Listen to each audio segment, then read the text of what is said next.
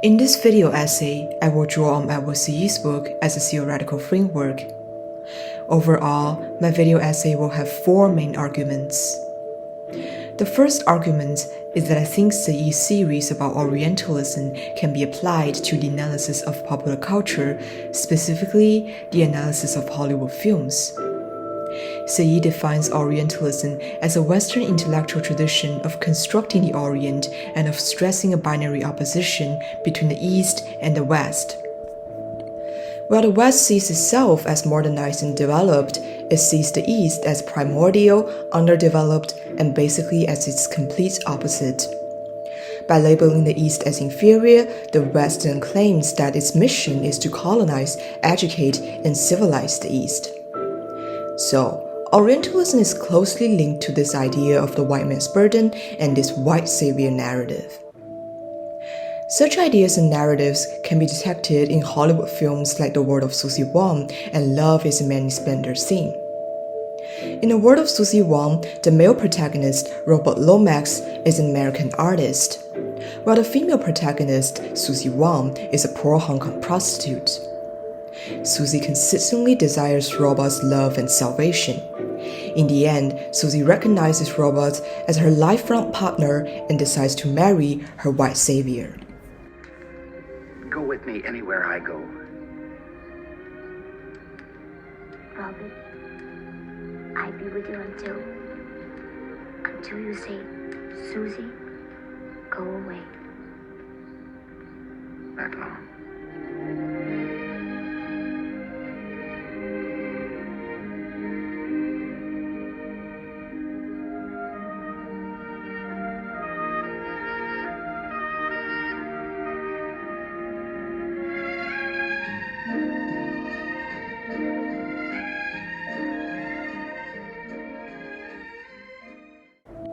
Similarly, there's also a white savior narrative in the film Love is a Many Splendid Thing. The film's male protagonist, Mark Elliott, is depicted as an American man who liberates the female protagonist, Han Soo-ying, from the mundanity and boringness of her life as a doctor. Mark offers Soo-ying spiritual support and further saves Soo-ying from the ideological danger of communism. What makes Love is a Many Splendid Thing's white savior narrative even more problematic is the fact that Dr. Han Soo-ying is a real-world figure. So, the film was claimed to be based on Dr. Ham's real-life story. However, if we watch Dr. Ham's actual interviews and speeches online, we will note the fact that, in reality, Dr. Ham is a thoughtful intellectual who has many reflective and critical insights into her own Euro-Asian identity, into the socio-political environments of her time, and also into the global history. But in the Hollywood film Love is a Many Splendid Thing, the complexities of Dr. Ham's character, together with her intelligence, are entirely ignored and obliterated. The Han Soo-ying in Love is a Many Splendid Thing becomes a non-white woman who is devoid of agency, who needs to be saved by the white man, and who functions as a mere accessory to the larger white savior narrative.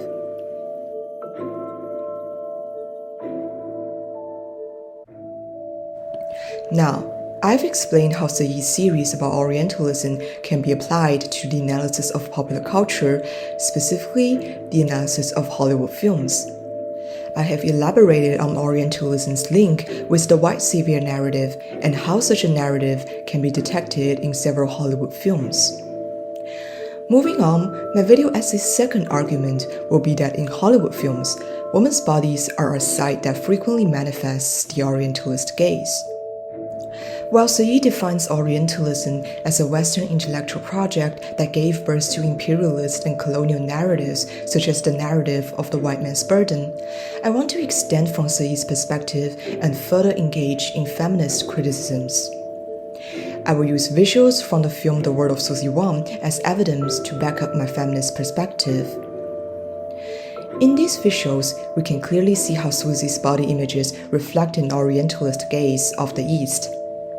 In one scene in the film, Robert expresses his anger and dissatisfaction when he sees Susie wearing European women's clothes.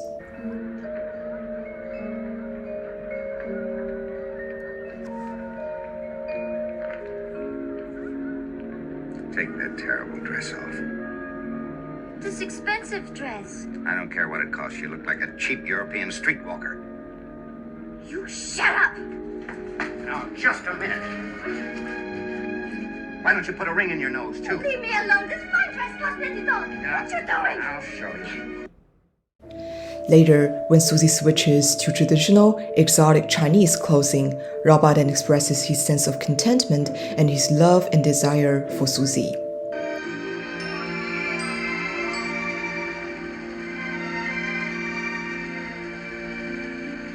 Would an empress do that? No. Only once I go in now.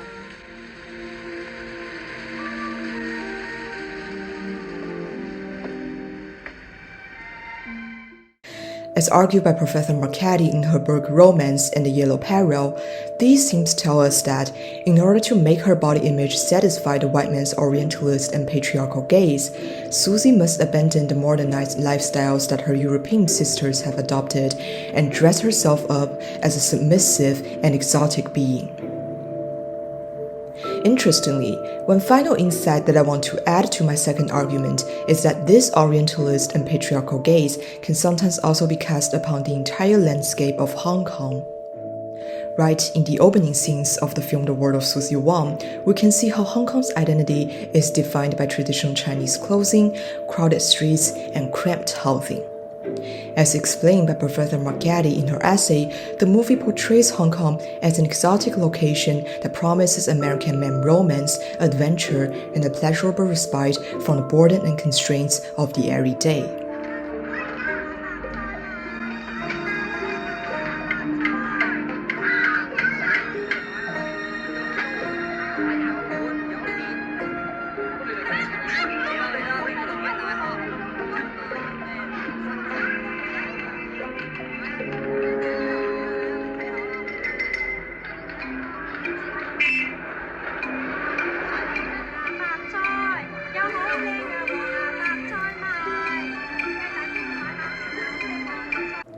Like the way it portrays the female protagonist, Susie Wong, the film's portrayal of Hong Kong's landscape turns Hong Kong into the exotic, submissive, and feminized other meant to be explored and conquered by white men, and thus likewise manifests the orientalist and patriarchal gaze.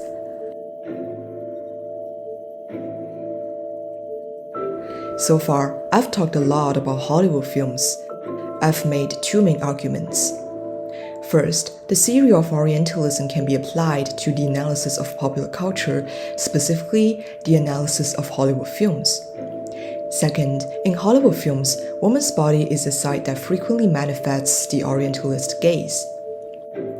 Now, the third argument I will make in this video essay is that when it comes to popular culture, apart from Orientalism, it's also crucial to focus on self-Orientalism. The East can sometimes internalize the West's Orientalist gaze and gaze on itself. For this argument, I will use the Chinese film The Flowers War as an example. The Flowers War is set in Nanking, China during the 1937 Nanking Massacre in the Sino-Japanese War. The film tells the story of how some escapees, including an American priest, several Chinese schoolgirls, and a group of Chinese prostitutes, try to survive the Japanese atrocities. While the schoolgirls are dressed in plain clothes and conform to the stereotypes of how good girls will present themselves, the prostitutes are dressed in sexy chumsons and their bodies are hypersexualized.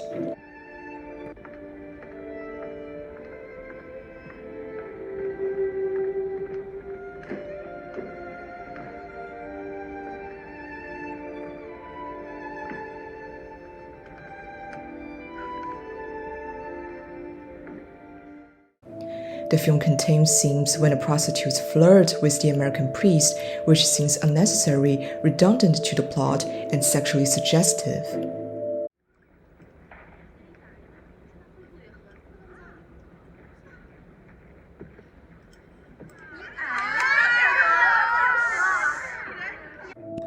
Notably, the film was released in 2011.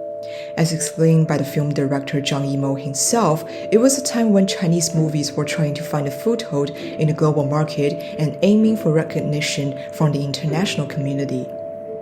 the film thus sought to cater to Chinese as well as global audiences' aesthetics.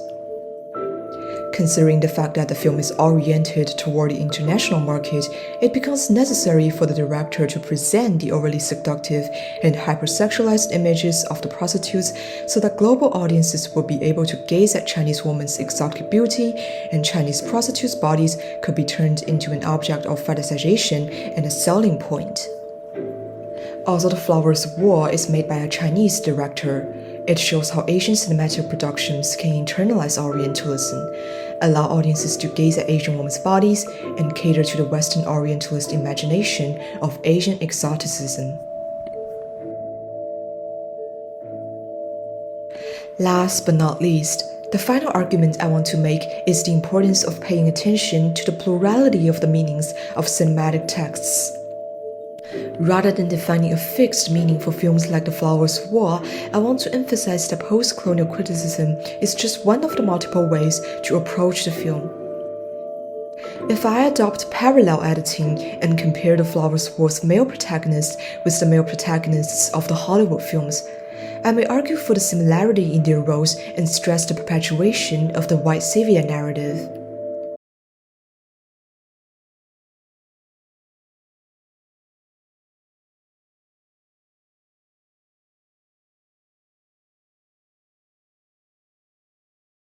However, if I adopt contrast editing and compare The Flowers of War's female protagonist with the female protagonists of the Hollywood films, I may argue that The Flowers of War's leading female character, Yu Mo, has more agency.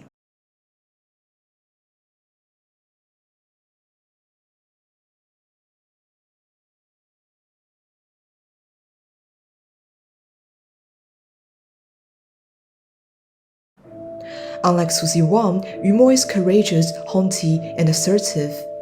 Though she is at first under the protection of the American priest, in the end, she boldly encouraged her fellow sisters to together leave the white man's church and confront the Japanese soldiers in order to effectively protect the schoolgirls.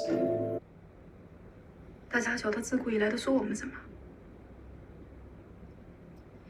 丧女不知亡国恨，隔江有一场后庭红。要我说啊，我们干脆就去做一件顶天立地的事，改一改这自古以来的谋名。 Scholar Jin Yang analyzes such a plot twist as evidence of how the film The Flowers of War resonates with classical white savior tales produced in the Hollywood context, while at the same time casting doubt on their legitimacy. Though The Flowers of War can be read as an Orientalist film from a post-colonial perspective, some critics may even consider it a feminist film because it demonstrates Chinese women's power and agency to some extent. Different ways of editing generate different interpretations, and diverse interpretations illustrate the plurality of the meanings of cinematic texts. To conclude, in this video essay, I have made 4 main arguments. First, the theory of Orientalism can be applied to the analysis of popular culture. Second, in popular culture, woman's body is a site that frequently manifests the Orientalist gaze. Third, when it comes to popular culture, apart from analyzing how the West casts its gaze upon the East, it's also crucial to see how the East can internalize that gaze and orientalize itself. Fourth and finally, it's important to pay attention to the plurality of the meanings of cinematic texts. I have used Edward Said's book as a theoretical framework. Meanwhile, I've also extended from Said's perspective and incorporated insights related to feminist criticisms, explained the interesting theory of self-orientalism, and stressed the need to recognize cultural plurality. So, this is the end of my video essay. Thank you for watching.